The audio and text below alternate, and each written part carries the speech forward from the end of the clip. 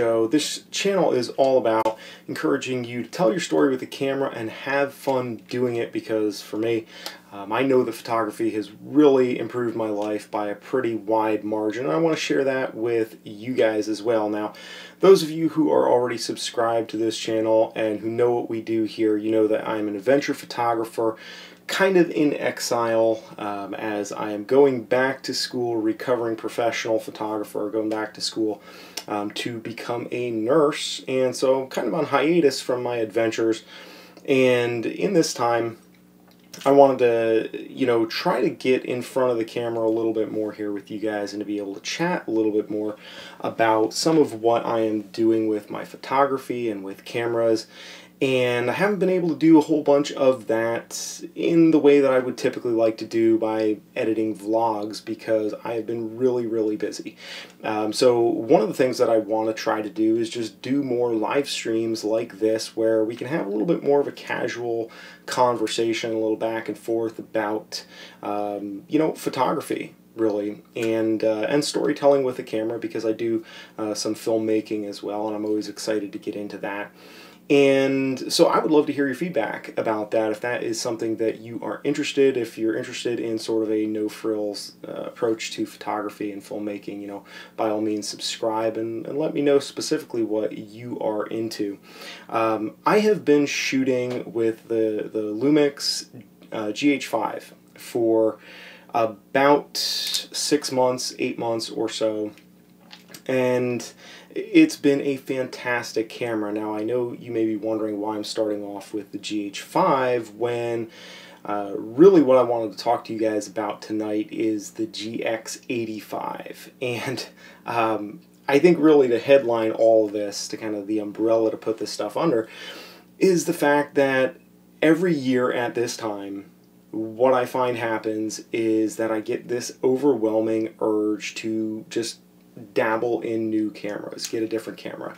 And GAS, or gear acquisition syndrome, is something that I am pretty sure that most people watching this video struggle with, because that's like 90% of YouTube in the photography segment is about gear, and then the other 10% is like steel wool photography and how to edit, sexier photos for Instagram, how to grow your Instagram, and some editing techniques and stuff like that.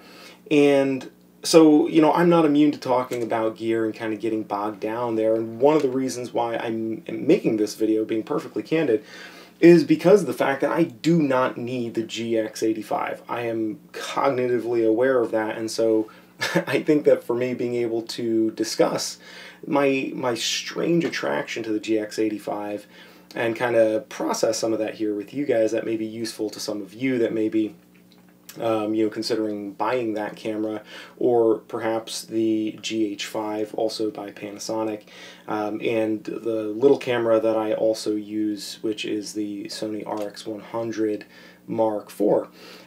And one of the things that I'm hoping is that I can help myself by not getting too bogged down in the decision process and really make good decisions, and it's really helpful for me to be able to talk this stuff through with other people who understand it.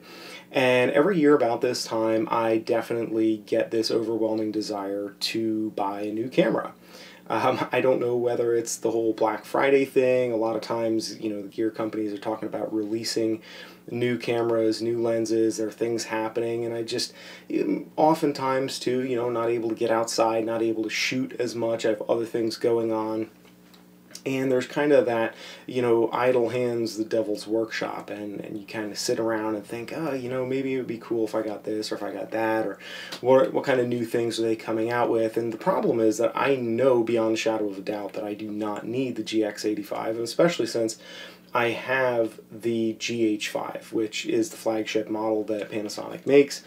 And it is a fantastic camera. And here's the reason why I'm thinking about potentially the GX85, even though I have the GH5. It's for a B camera. Now, currently, what I'm using for a B camera is the Sony RX100m4. And the RX100m4 is really a fantastic camera. I really, really love it. I mean, you put As much good stuff as they have in a package this small, it's very, very impressive, both for stills and for video. But one of the issues that I kind of have run into is that the GH5 is not a small camera. And there are times when I would like to be able to have something that is a good complementary camera to the GH5 that has similar profiles, similar menus, can use the same lenses, etc., all of which are boxes that the GX85 ticks. And this is obviously not a review of the GX85 because I don't own it at this point, and I have played with it a little bit in a few camera stores, and I've been really, really impressed with it for a way to get kind of the Panasonic system and, you know, 4K in B-roll at least, because it doesn't have the audio jack for an external microphone, and in just about every way it is inferior to the GH5. You know, on paper, at least looking at the specs, the GH5 is an amazing camera.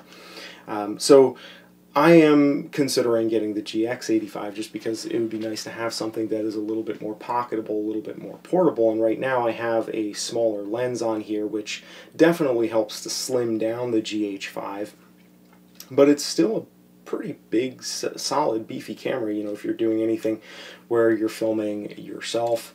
You know, with any lens that is bigger than, like, I guess you could call this a pancake lens, this Olympus 25mm lens, your arm is going to get pretty tired. And the lens that I typically use the most with the GH5 is the 12 to 35 lens by Panasonic, and that makes for a pretty bulky combo. So, you know, especially looking at the fact that the GX85 is currently going for $600 with the kit lens, which is a tiny little pancake lens that covers almost the same focal range, the 12 to 32 instead of 12 to 35, which is the bigger lens that I use typically for the GH5, which it covers. It's really, really tempting. The problem is that this camera, like I mentioned before, inferior in every way to the GH5, at least on paper. And so rationally I know that I can't justify the idea of buying that. And the RX100m4 makes a really good B camera as well in some ways, but the problem is that it doesn't necessarily always cut together as well. Because the footage is a little bit different in the way it renders the colors and all of that. It's a little bit different than the GH5, and I know that, you know, we live in a time of abundance when you know, one gets to make complaints about a camera that has as much technology and as much awesome packed into something so little as this. But the truth is that this is actually, the menu system on the Sony makes it much more difficult to use for me, and also the fact that it doesn't have a touchscreen. And compared with the fact of the GX85 being just a little bit bigger than this, but significantly smaller than the GH5, it's always there in the back of my mind. And so, you know, it doesn't have the weatherproofing, it doesn't have all of the abundance of video modes and the vlog and the like, which all make the GH5 really, really nice. Not to mention the fact that you can, you know, put audio in on the GH5, which you can't do that on the GX85. And so my thought, at least at this point, is not that I would, you know, want to get the GX85 to replace the GH5, but rather to kind of streamline the system and be able to do more everyday shooting with the Micro Four Thirds system by Panasonic. And right now, most of my like everyday photography shooting I've been doing with the Fuji X Pro 1 and the X100F, and these cameras are really outstanding for stills. But of course, when we're talking about kind of using a camera casually, interchangeably, for stills and video, and kind of being able to do more vlogging on the fly, you know, the Fuji cameras just really are not, you know, not in the same league when it comes to video, as much as I really do love the Fuji cameras for still photos. So, you know, I've been struggling a lot with this idea, and I know, again, for the millionth time here, I conceptually know that there really isn't any technical reason to downgrade from the GH5, because I absolutely love the GH5, and I do already have a smaller B camera, which, you know, theoretically I could probably sell this on eBay, although I don't know if you can see. It's got a little bit of a ding. It's been loved, well loved, since I've used it, and it's, you know, I really do think the world of this camera. It's just the ease of use and the operation is a little bit challenging when you have something that's this small, and, you know, compared to that in-between size, which is right where the GX85 would fit, it would be pretty sweet, I think.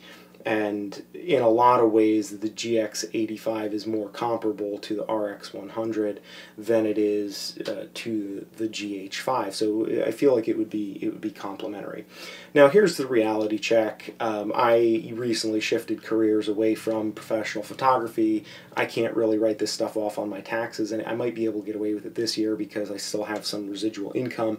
But I'm kind of in a position where I don't need to be buying new camera equipment, and especially I don't need to be downgrading myself from what I already have that works really well just to deal with a small handling or ergonomic discrepancy that I have with it. And that's a challenging thing to keep in mind because, like, you know, they're new toys. Like, we want to play with the new toys, but I think the direction that I'm probably going to go, and I would love to hear your input.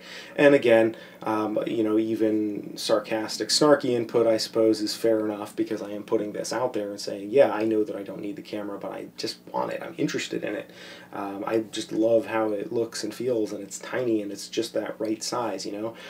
But I think what the compromise that I am looking for is probably going to happen in the form of a different lens, probably some sort of pancake lens that I'm going to get for the GH5, which still won't make it nearly as small and versatile from a handling perspective as something like, you know, the RX100 or certainly the GX85, but it will at least reduce a lot of the weight and the heft, so that when I'm carrying it around, it's a little bit more maneuverable, a little easier to work with. And at the end of the day, I've really, you know, going back to the drawing board and thinking these things through is what helps me to keep a better awareness of what I already have, and to appreciate that and to use that rather than going out and just buying a new camera. And honestly, I don't know what it is about the GX85 that I find so appealing. From the first time, I think there's something about the fact that it has a huge amount of value, and it is incredibly cheap. $600 for the GX85, to my mind, is an incredible value. And it almost seems like I have to go take advantage of that value, even though it's really not valuable to me given what I already have. So I think that this is one way to kind of work around that, and maybe getting a lens that will go the distance. Now the problem is, again, like, it's even with lenses I'm talking about downgrading, because the 12-35 f2.8 that I have for the GH5 it's a fantastic lens. I'm not going to improve my image quality if I go to a pancake lens.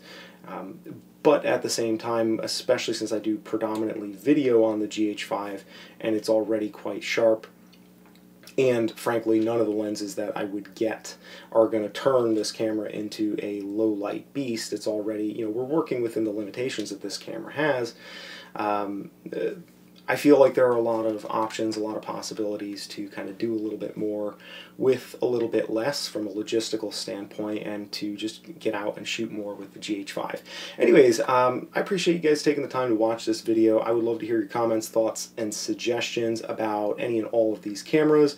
If you are not subscribed already, I would love to have you along, because I'm going to do more of these live stream videos, and I know this is a little bit rough. I was kind of all over the place.